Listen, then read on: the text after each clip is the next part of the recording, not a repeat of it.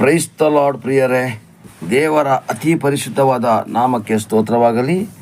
ಇಂದು ಕೂಡ ನಾವು ಒಂದು ಚಿಕ್ಕ ಜ್ಞಾನವಾಕ್ಯವನ್ನು ತಿಳಿಯುವುದರ ಮೂಲಕ ದೇವರ ನಾಮವನ್ನು ಮಹಿಂಪಡಿಸೋದಕ್ಕೆ ದೇವರು ಕೊಟ್ಟಂಥ ಒಂದು ಮಹಾನ್ ಕೃಪೆಗಾಗಿ ಸ್ತೋತ್ರ. ಈ ಒಂದು 2-3 ಸಂಚಿಕೆಗಳಲ್ಲಿ ರಕ್ಷಣೆಯ ಬಗ್ಗೆ ನಾನು ತಿಳಿಸ್ತಾ ಬಂದೆ. ಯಾಕೆಂದರೆ ಇದು ರಕ್ಷಣೆಯ ಬಗ್ಗೆ ತುಂಬ ಜನಕ್ಕೆ ಕನ್ಫ್ಯೂಸ್ ಇದೆ. ರಕ್ಷಣೆ ಯಾವ ಥರ ಹೊಂದ್ಕೊಳ್ಳೋದು, ಯೇಸುವಿನ ಮಕ್ಕಳಿಗೆ ಮಾತ್ರ ಅದು ರಕ್ಷಣೆಯ ಬಗ್ಗೆ ಅರ್ಥ ಆಗ್ತದೆ. ಬಾಕಿ ಇರತಕ್ಕಂಥ ಜನಗಳಿಗೆ ಇದೇನಪ್ಪ ಇವನು ಡೈಲಿ ರಕ್ಷಣೆ ಅಂತ ಹೇಳ್ತಾರೆ. ಈ ರಕ್ಷಣೆ ಇಲ್ಲದೇ ಇದ್ದರೆ ನಮಗೆ ಸ್ವರ್ಗ ಸಾಮ್ರಾಜ್ಯನೇ ಇಲ್ಲ ಅಂತ ಹೇಳುವಂಥ ಬೈಬಲ್ ಪ್ರತಿಪಾದಿಸ್ತದೆ. ಆ ಕಾರಣಕ್ಕೋಸ್ಕರ ರಕ್ಷಣೆ ಎಂದರೆ ಏನು, ರಕ್ಷಣೆ ಯಾವ ಥರ ಅಂತೇಳಿ 2-3 ದಿವಸಗಳಿಂದ ನಾನು ಹೇಳಲಿಕ್ಕೆ ದೇವರು ಕೃಪೆ ಕೊಟ್ಟಿದ್ದಾರೆ ಪ್ರಿಯರೇ. ಇವತ್ತು ಕೂಡ ನಾವು ತಿಳಿಯಬೇಕಾದಂಥ ಒಂದು ಅಂಶ, ರಕ್ಷಣೆ ಪಡೆಯಬೇಕಾದ್ರೆ ಇನ್ನೊಂದು ಅಂಶವನ್ನು ಬೈಬಲಲ್ಲಿ ತೋರಿಸಿದ್ದಾರೆ. ಅದು ಏನು ಅಂತಂದರೆ ನೋಡಿ, ಇಲ್ಲಿ ಅಪೊಸ್ತಲರ ಕೃತ್ಯ 4ನೇ ಅಧ್ಯಾಯ 12ನೇ ವಾಕ್ಯದಲ್ಲಿ ಏನು ಬರೆದಿದ್ದಾರೆ, ಬರಬೇಕಾದ ರಕ್ಷಣೆಯು ಇನ್ನಾರಲ್ಲಿಯೂ ಸಿಕ್ಕುವುದಿಲ್ಲ, ಆ ಹೆಸರಿನಿಂದಲೇ ಹೊರತು ಆಕಾಶದ ಕೆಳಗೆ ಮನುಷ್ಯರೊಳಗೆ ಕೊಡಲ್ಪಟ್ಟಿರುವ ಬೇರೆ ಯಾವ ಹೆಸರಿನಿಂದಲೂ ನಮಗೆ ರಕ್ಷಣೆ ಆಗುವುದಿಲ್ಲವೆಂದು ಹೇಳಿದನು. ಹಾಗಾದರೆ ಆಕಾಶದ ಕೆಳಗಡೆ ತುಂಬ ನಾಮಗಳಿದೆ. ಅಂದರೆ ಮಂತ್ರವಾದಿಗಳಾಗಿರ್ಬೋದು ಅಥವಾ ಬೇರೆ ಯಾವುದೇ ಶಕ್ತಿಗಳಾಗಿರ್ಬೋದು, ಏನೇ ಆಗಿರ್ಬೋದು ಪ್ರಿಯರೇ, ಯಾವುದರಿಂದನೂ ಕೂಡ ರಕ್ಷಣೆ ಇಲ್ಲ. ಯಾಕೆಂದರೆ ನಾವು ಪಾಪದಿಂದ ನಾವು ನರಕಕ್ಕೆ ಹೋಗಬೇಕಾಗಿರುವಂಥ ಸಮಯದಲ್ಲಿ ನಾವು ದಿನದಿಂದ ದಿನಕ್ಕೆ ಮನುಷ್ಯನ ಪಾಪ ಹೆಚ್ಚಾಗುತ್ತಾ ಬಂದು ಮನುಷ್ಯರೆಲ್ಲರೂ ಕೂಡ ನರಕಕ್ಕೆ ಹೋಗುವಂಥ ಸಮಯದಲ್ಲಿ ಯಾರೂ ಕೂಡ ಬಲಿಯಾಗಲಿಲ್ಲ. ಯೇಸು ಸ್ವಾಮಿ ಸ್ವತಃ ದೇವರೇ ಆಗಿದ್ದು ಮನುಷ್ಯನಾಗಿ ಬಂದು ಮನುಷ್ಯನ ಪಾಪವನ್ನು ಹೊತ್ತುಕೊಂಡು ಸತ್ತು 3ನೇ ದಿವಸ ಎದ್ದು ಬಂದರು. ಇದು ದೇವರ ಒಂದು ಆಜ್ಞೆ ಆಗಿತ್ತು ಪ್ರಿಯರೇ. ಈ ಆಜ್ಞೆಯನ್ನು ಅವರು ತಂದೆಯಾದ ದೇವರಿಗೆ ವಿಧೇಯರಾಗಿ ಪಾಲಿಸಿದ್ರಿಂದ ಅವರನ್ನು ಫಿಲಿಪ್ಪದ ಬರೆದ ಪತ್ರಿಕೆಯಲ್ಲಿ ನಾವು ಗಮನಿಸಿದ ಹಾಗೆ ಪ್ರಿಯರೇ, ಎಲ್ಲ ನಾಮಕ್ಕಿಂತಲೂ ಮೇಲಾದ ನಾಮವಾಗಿ ಅವರನ್ನು ಇಟ್ಟಿದ್ದಾರೆ. ನೋಡಿ ಪ್ರಿಯರೇ, ಅದನ್ನು ಗಮನಿಸಿಬಿಡುವ ವಚನವನ್ನು ತೆಗೆದುಕೊಳ್ಳುವ. ಫಿಲಿಪ್ಪ 2:8 ನಾವು ಓದಿಕೊಳ್ಳದರೆ 8, 9, 10 ಮತ್ತು 11 ನಾವು ಓದಿಕೊಳ್ಳದರೆ ಇದರಲ್ಲಿ ಬರೆದಿದೆ, ಹೀಗೆ ಆತನು ಆಕಾರದಲ್ಲಿ ಮನುಷ್ಯನಾಗಿ ಕಾಣಿಸಿಕೊಂಡಿದ್ದಾಗ ತನ್ನನ್ನು ತಗ್ಗಿಸಿಕೊಂಡು ಮರಣವನ್ನು, ಅಂದರೆ ಶಿಲುಬೆಯ ಮರಣವನ್ನು ಹೊಂದುವಷ್ಟು ವಿಧೇಯನಾದನು. ಅಂದರೆ ಯೇಸು ಸ್ವಾಮಿ ಸಹಾಯಕ್ಕೋಸ್ಕರನೇ ಈ ಲೋಕಕ್ಕೆ ಮನುಷ್ಯನಾಗಿ ಬಂದರು. ಅಂದರೆ ನಮ್ಮ ಪಾಪಕ್ಕೋಸ್ಕರ ಅವರು ಶಿಲುಬೆಯ ಮರಣವನ್ನು ಹೊಂದುವಷ್ಟು ದೇವರಿಗೆ ವಿಧೇಯನಾದನು ಅಂತೇಳಿ.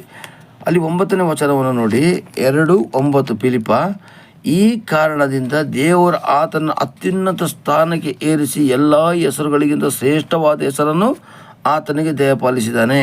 ಹಾಗಾದರೆ ಸ್ವಾಮಿ ಏನು ಮಾಡಿದರೆ, ಈ ಒಂದು ವಿಧೇಯತೆಗೆ ಗೌರವ ಕೊಟ್ಟು ತಂದೆಯಾದ ದೇವರು ಆತನನ್ನು ತಂದೆಯಾದ ದೇವರ ನಾಮಕ್ಕಿಂತಲೂ ಉನ್ನತವಾದ ನಾಮದಲ್ಲಿ ಇಟ್ಟಿದ್ದಾರಂತೆ, ಯೇಸು ಸ್ವಾಮಿ ನಾಮನ. ಅದಕ್ಕೆ ಯೇಸುವಿನ ನಾಮದಿಂದಲ್ಲದೆ ಬೇರೆ ಯಾವ ರಕ್ಷಣೆ ಇಲ್ಲ.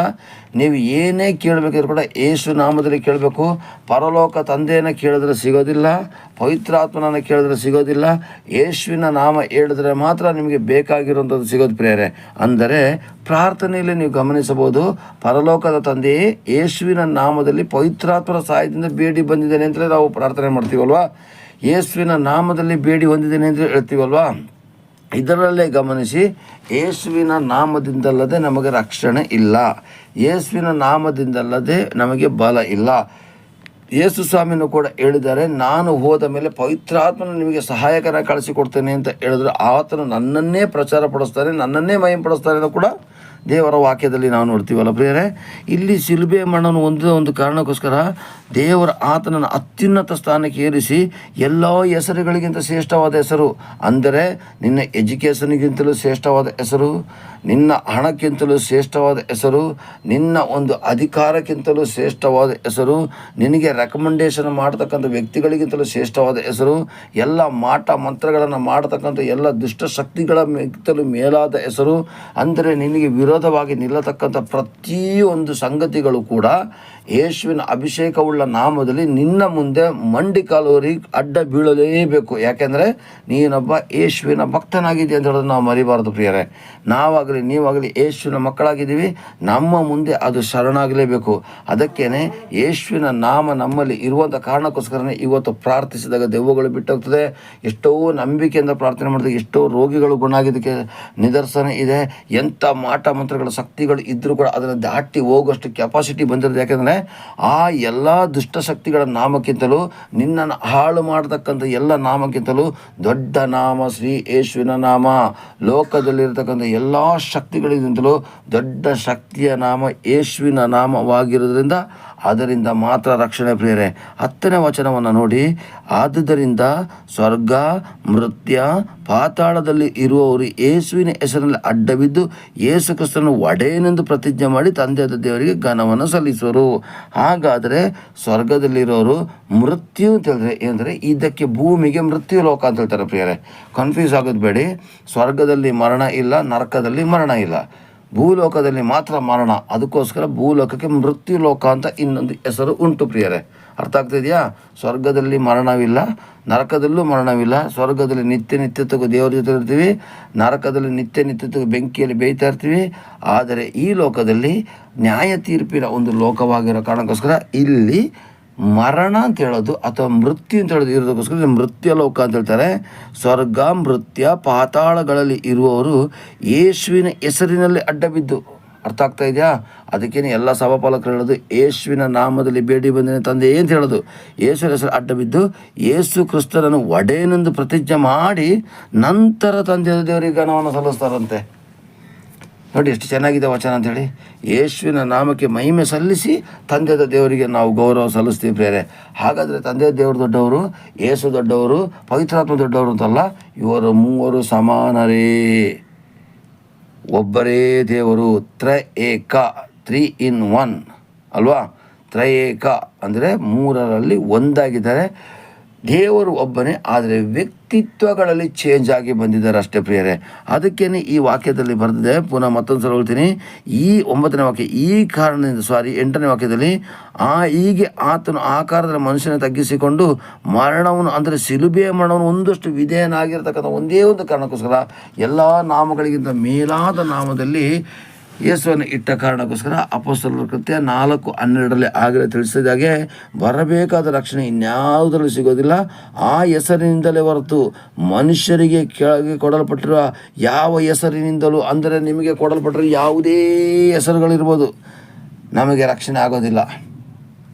ನಾನು ಆಗಲೇ ಹೇಳ್ತಾ ಇದ್ದೀನಿ, ನೀನು ನಂಬಿರ್ತಕ್ಕಂಥ ಶಕ್ತಿ, ನೀ ನಂಬಿರ್ತಕ್ಕಂಥ ಬಲ, ನೀ ನಂಬಿರ್ತಕ್ಕಂಥ ಹಣ, ನೀ ನಂಬಿರ್ತಕ್ಕಂಥ ಎಜುಕೇಷನ್, ನೀ ನಂಬಿರ್ತಕ್ಕಂಥ ಯಾವುದೇ ಕಾರ್ಯಗಳಾದರೂ ನಿನ್ನನ್ನು ರಕ್ಷಿಸಲಿಕ್ಕೆ ಸಾಧ್ಯವಿಲ್ಲ. ಯೇಸುವಿನ ನಾಮ ಮಾತ್ರ ಸಾಧ್ಯ. ಯಾಕೆ ಅಂತಂದರೆ ಪುನಃ ಮತ್ತೊಂದು ಹೇಳ್ತೀನಿ, ಅವರು ಒಬ್ಬರೇನೆ ನಮ್ಮೆಲ್ಲ ಮನುಷ್ಯರ ಪಾಪಕ್ಕೋಸ್ಕರ ಸತ್ತು ಎದ್ದು ಬಂದವರು. ಮೊನ್ನೆಯಿಂದಲೇ ಹೇಳ್ತಾ ಇದ್ದೀನಿ, ಅದಕ್ಕೆ ಪುರಾವೆ ಇದೆ. ಹಾಗಾದರೆ ಬರಬೇಕಾದ ರಕ್ಷಣೆ ಯಾರಿಂದ ಬರ್ತದೆ? ಅಪೊಸ್ತಲರ ಕೃತ್ಯ 4:12 ಪ್ರಕಾರ ಯೇಸು ಕ್ರಿಸ್ತನ ನಾಮದಿಂದ ಮಾತ್ರ. ಅದಕ್ಕೋಸ್ಕರ ಪ್ರಿಯರೇ, ನಾವು ಯೇಸು ನಾಮ ಹೇಳ್ತಾ ಇದ್ರೆ ಸಾಕು, ನಮ್ಮ ಕುಟುಂಬದಲ್ಲಿ ಒಂದೊಂದೇ ಬಂಧನಗಳು ಬಿಟ್ಟು ಹೋಗಿ ನಮಗೆ ರಕ್ಷಣೆ ಆಗ್ತಾ ಬರ್ತದೆ. ಸಾಲದಿಂದ ನಮಗೆ ರಕ್ಷಣೆ, ಬಡತನದಿಂದ ರಕ್ಷಣೆ, ಕಾಯಿಲೆಗಳಿಂದ ರಕ್ಷಣೆ, ದೆವ್ವ ಪೀಡೆ ಪಿಶಾಚಿಗಳಿಂದ ರಕ್ಷಣೆ, ಮಾಟಕೂಟ ಅಂತರ್ತಂತ್ರ ಶಕ್ತಿಗಳಿಂದ ರಕ್ಷಣೆ.